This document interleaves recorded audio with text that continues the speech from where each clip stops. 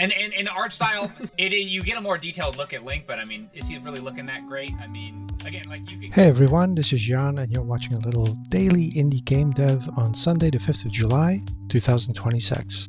I'm making a little top-down adventure game, and right now I am listening along to these two guys talking about The Legend of Zelda, a big inspiration of mine. I'm trying to find a very particular era of Zelda and that has a very particular art style, and I suspect it is Wind Waker or perhaps some of the Game Boy games, I don't know.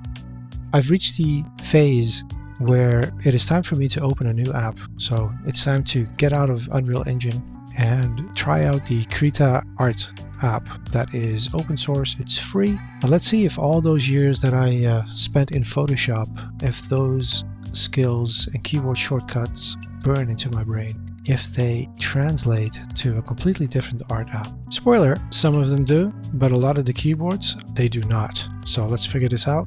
Thank you for watching, and I'm gonna fast forward so we can get to me drawing my own main character, Erufu, for the first time.